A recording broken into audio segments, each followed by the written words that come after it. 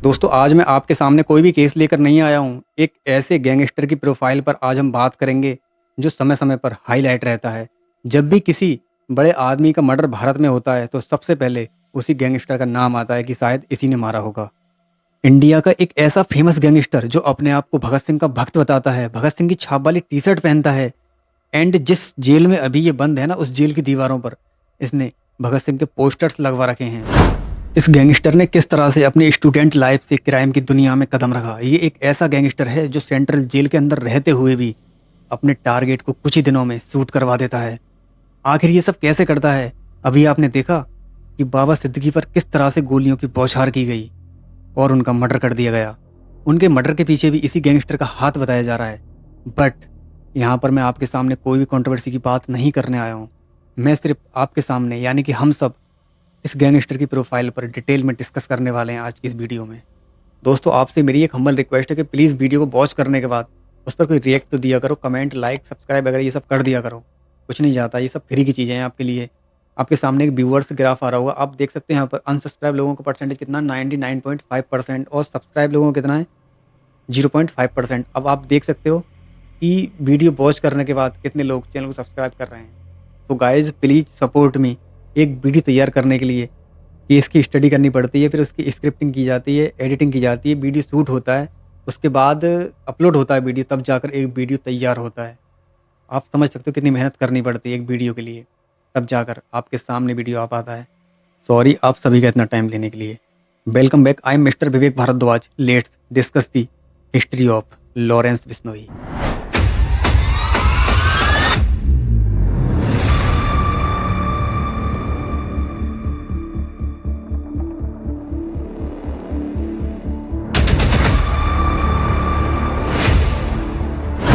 कहानी देश के सबसे स्मार्ट गैंगस्टर्स में से एक की है जिसका नाम है लॉरेंस बिश्नोई। आप में से अधिकांश लोग इनके बारे में जानते होंगे, बट आज मैं आपके सामने कुछ ऐसे इनके डीपेस्ट पॉइंट के बारे में बात करने वाला हूँ जिनके बारे में अधिकांश लोग नहीं जानते हैं। बट पहले हम लॉरेंस के कुछ ऐसे हाईलाइट क्राइम के बारे में बात करेंगे जो अक्सर चर्चा में रहते हैं, जैसे कि पंजाब के फेमस सिंगर मूसे सिद्धूवाला का मर्डर हुआ, सलमान खान के घर पर हुई फायरिंग। ये सब जिम्मा लॉरेंस अपने सिर पर ले चुके हैं और अपने मुंह से बोल चुके हैं कि हाँ ये सब मैंने ही कराया है।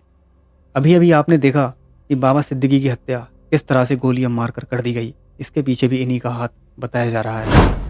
आप इस बंदे की पावर का अंदाजा इस चीज़ से लगा सकते हो कि जेल के अंदर रहते हुए ही ये बंदा किस तरह से अपने टारगेट को कुछ ही दिनों में शूट करवा देता है।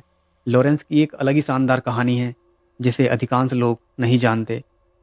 लॉरेंस का कदम क्राइम की दुनिया में उनकी स्टूडेंट लाइफ से ही रखा जा चुका था, बट ये पहले पॉलिटिक्स में जाना चाहते थे, लेकिन नेचर ने इन्हें क्राइम की दुनिया का बेताज बादशाह बना दिया। इसके बाद लॉरेंस को गैंगस्टर काला जठेरी का साथ मिला। भले ही आज ये दोनों जेल में हैं, लेकिन इनकी दोस्ती अभी भी बरकरार है। आइए लॉरेंस के बचपन के बारे में जानते हैं। इनका जन्म 22 फरवरी 1992 को पंजाब के फजिल्का शहर में हुआ था। लॉरेंस नाम इनकी माता ने रखा था क्योंकि जिस वक्त ये पैदा हुए थे तब ये दूध की तरह एकदम चमकदार, एकदम सफ़ेद थे। ये जो नाम है लॉरेंस, ये एक क्रिश्चियन नेम है। इसका मतलब होता है सफ़ेद चमकता हुआ एकदम दूध की तरह, इसलिए इनका नाम लॉरेंस रखा गया। लॉरेंस बचपन से ही हर काम में स्मार्ट और खेल में दिलचस्पी रखते थे। उनकी इस दिलचस्पी को देखकर घर वाले ये समझते थे कि एक दिन ये हमारा नाम रोशन करेगा, लेकिन उन्हें ये नहीं पता था कि नाम तो रोशन करेगा लेकिन खेल की दुनिया में नहीं बल्कि क्राइम की दुनिया में। लॉरेंस ने उस क्राइम की दुनिया में कदम रखा जिसके अगेंस्ट इनके पेरेंट्स थे, क्योंकि इनके फादर साहब एक अच्छे करोड़पति आदमी थे और इसके साथ वो पुलिस में भी थे, और इनकी जो मदर जो थी वो अच्छी पढ़ी लिखी लेडी थी। वो लोग ये नहीं चाहते थे कि हमारा बच्चा इस तरह का क्राइम करे और इस तरह के क्राइम में फंसने के बाद जेल में जाए। बेटा जुर्म की दुनिया में इस कदर एंट्री कर जाएगा, शायद ही उनके पेरेंट्स ने ये बात कभी सोची होगी। लेकिन अब लॉरेंस का जुर्म की दुनिया में सिर्फ नाम ही नहीं बल्कि सिक्का चलता है, और ऐसा सिक्का जिसे हिलाना किसी के बस की बात नहीं, क्योंकि इनके क्राइम की हिस्ट्री इनकी एज से कई गुना ज़्यादा है। इनकी एज तो ओनली 32 साल है, लेकिन नंबर ऑफ क्राइम का ग्राफ 50 क्रॉस कर चुका है। फादर साहब के करोड़ों के मालिक होने की वजह से लॉरेंस को बचपन से ही वो सारी चीज़ें मिला करती थी जिनकी वो डिमांड करते थे। महंगी गाड़ियाँ, महंगे कपड़े, महंगे शौक और पैसे की तो कोई कमी ही नहीं थी। बंदा भले ही आज जेल में है, लेकिन आज भी एक डॉन की तरह एटीट्यूड में रहता है, जिम करता है और एकदम हेल्दी बॉडी बना रखी है। लॉरेंस फजिल्का से अपनी हाई स्कूल की पढ़ाई पूरी करने के बाद आगे की पढ़ाई के लिए चंडीगढ़ के कॉलेज में जाकर एडमिशन लेते हैं। वैसे तो उन्होंने ही एडमिशन अपनी पढ़ाई के लिए लिया था, लेकिन इसी कॉलेज से इसी पढ़ाई के दौरान वो जुर्म की दुनिया में एंट्री कर जाते हैं। इसके पीछे की मेन वजह कॉलेज यूनियन के दो गुटों का आपस में टकराना था। इनफैक्ट स्मार्ट दिखने वाला, अच्छे पैसे वाला, अच्छी हेल्थ वाला दोस्तों ने ये सब देखकर लॉरेंस को कॉलेज के अध्यक्ष चुनाव के लिए आगे बढ़ा दिया कि आप अध्यक्ष का चुनाव लड़ो। लॉरेंस की एक बचपन से ही आदत थी कि वो जिस काम को करते थे बड़ी शिद्दत और प्लानिंग से करते थे। इसलिए उन्होंने चुनाव को लड़ने से पहले एक ग्रुप बनाया जिसका नाम student organisation of Punjab university रखा। ये संगठन आज भी है, भले ही इसे बनाने वाला जेल में हो। लॉरेंस ने ये संगठन बनाने के बाद इससे स्टूडेंट्स को जोड़ा, देन कॉलेज के अध्यक्ष का चुनाव लड़ा। जीतने की बहुत कोशिश की बट रिजल्ट अपोजिट साइड चला गया और लॉरेंस हार गए।